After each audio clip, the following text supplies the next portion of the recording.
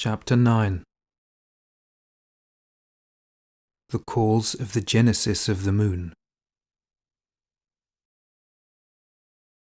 Beelzebub began his tale as follows. After we arrived on the planet Mars, where we were directed to exist, we began slowly to settle down there.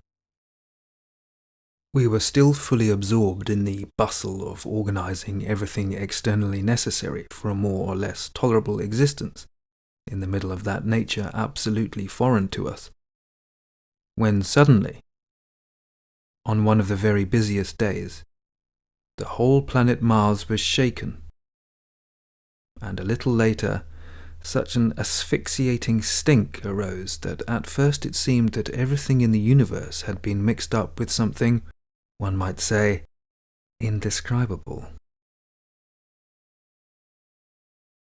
Only after a considerable time had passed, and when the said stink had gone, did we recover and gradually make out what had happened. We understood that the cause of this terrible phenomenon was just that same planet Earth, which from time to time approached very near to our planet Mars, and which therefore we had possibilities of observing clearly, sometimes even without a tescuano. For reasons we could not yet comprehend, this planet, it transpired, had burst, and 2 fragments detached from it had flown off into space. I have already told you that this solar system was then still being formed and was not yet blended completely with what is called the harmony of reciprocal maintenance of all cosmic concentrations.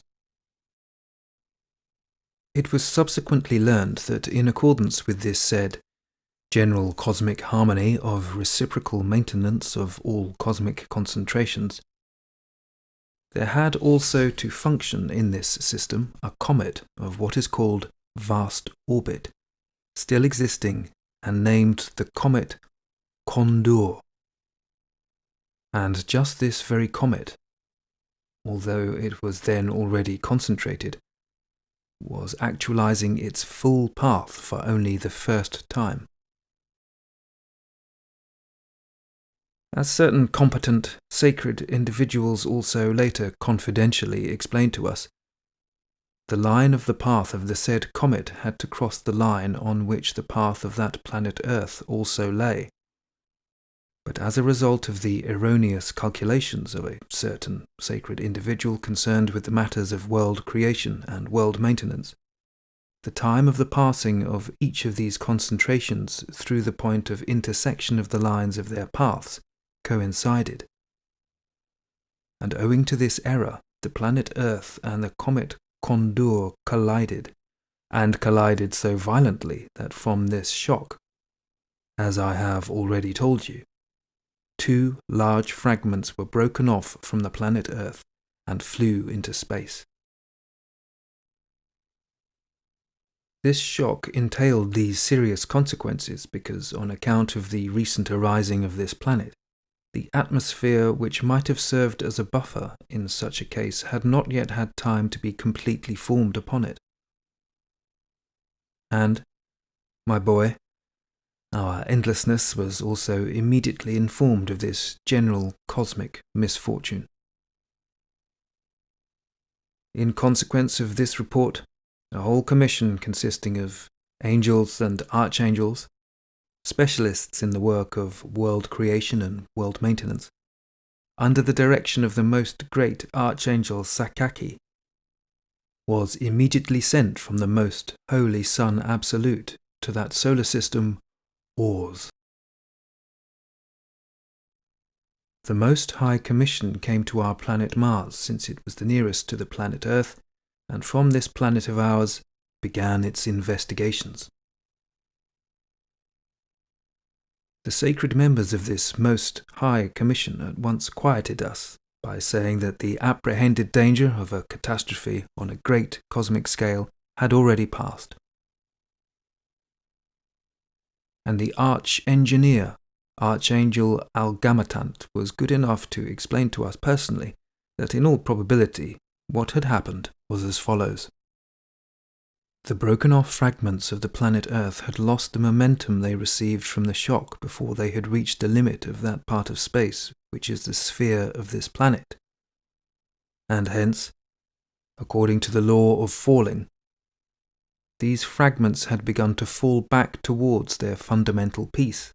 But they could no longer fall upon their fundamental piece, because in the meantime they had come under the cosmic law called law of catching up, and were entirely subject to its influence, and they would therefore now make regular elliptic orbits around their fundamental piece, just as the fundamental piece, namely the planet Earth, made and makes its orbit around its sun, Ours. And so it will always continue, unless some new unforeseen catastrophe on a large scale changes it in one way or another. Glory to chance, concluded his pantomeasurability. The harmonious general system movement was not destroyed by all this, and the peaceful existence of that system Ours was soon re-established. But nevertheless, my boy, this most high commission, having then calculated all the facts at hand, and also that might happen in the future, came to the conclusion that although the fragments of the planet Earth might maintain themselves for the time being in their existing positions, yet in view of certain so-called Tastatunanian displacements conjectured by the Commission, they might in the future leave their position and bring about a large number of irreparable calamities, both for this system, Ours, and for other neighbouring solar systems. Therefore, the Most High Commission decided to take certain measures to avoid this eventuality. And they resolved that the best measure in the given case would be that the fundamental piece, namely the planet Earth, should constantly send to its detached fragments, for their maintenance, the sacred vibrations Askokin. This sacred substance can be formed on planets only when both fundamental cosmic laws operating in them, the sacred Heptaparapashinok and the sacred Triamazikamno, function, as is called, Ilnosopano. That is to say, when the said sacred cosmic laws in the given cosmic concentration are deflected independently and also manifest on its surface independently. Of course, independently only within certain limits.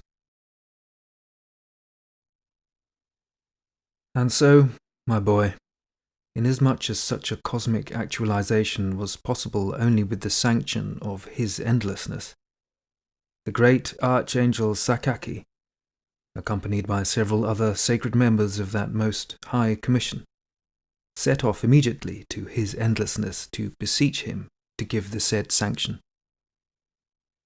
And afterwards, when the said sacred individuals had obtained the sanction of His endlessness for the actualization of the Ilnosopanian process on that planet also, and when this process had been actualized under the direction of the same great Archangel Sakaki, then from that time on that planet also, just as on many others, there began to arise the corresponding, owing to which the said detached fragments exist until now without constituting a menace for a catastrophe on a great scale. Of these two fragments, the larger was named Lundeperzo, and the smaller Anulios. And the ordinary three-brained beings who afterwards arose and were formed on this planet also at first called them by these names. But the beings of later times called them differently at different periods, and in most recent times the larger fragment has come to be called Moon, and the name of the smaller has been gradually forgotten. As for the beings there now, not only have they no name at all for this smaller fragment, but they do not even suspect its existence. It is interesting to notice here that the beings of a continent on that planet called Atlantis, which afterwards perished, still knew of this second fragment of their planet and also called it Anulios. But the beings of the last period of the same continent, in whom the results of the consequences of the properties of that organ called Kundabuffa, about which it now seems I shall have to explain to you even in great detail, had begun to be crystallized and to become part of their common presences, called it also Kimesbai, the meaning of which for them was never allowing one to sleep in peace. Contemporary three-brained beings of this peculiar planet do not know of this former fragment of their planet, chiefly because its comparatively small size and the remoteness of the place of its movement make it quite invisible to their sight, and also because no grandmother ever told them that once upon a time any such little satellite of their planet was known. And if any of them should by chance see it through their good, but nevertheless child's toy of theirs called a telescope, he would pay no attention to it, mistaking it simply for a big error light. The contemporary beings will probably never see it again, since it has become quite proper to their nature to see only unreality. Let us give them their due. During recent centuries they have really most artistically mechanized themselves to see nothing real. So, my boy, owing to all the aforesaid, there first arose on this planet Earth also, as there should, what are called similitudes of the whole, or as they are also called, microcosmoses. And further, there were formed from these microcosmoses what are called ordoristelnian and polymedectic vegetations. Still further, as also usually occurs, from the same microcosmoses there also began to be grouped various forms of what are called tetatocosmoses of all three brain systems. And among these latter there then first arose just those biped tetatocosmoses, whom you a while ago called slugs. About how and why upon planets, during the transition of the fundamental sacred laws into Ilnosopanian, there arise similitudes of the whole, and about what factors contribute to the formation of one or another of these, as they are called, systems of being brains, and also about all the laws of world creation and world maintenance in general, I will explain to you specially some other time. But meanwhile, know that these three-brained beings arising on the planet Earth, who interest you, had in them in the beginning the same possibilities for perfecting the functions for the acquisition of being reason as have all other forms of tetatocosmoses arising throughout the whole universe. But afterwards, just in the period when they also, as it proceeds on other similar planets of our great universe, were beginning gradually to be spiritualized by what is called being instinct.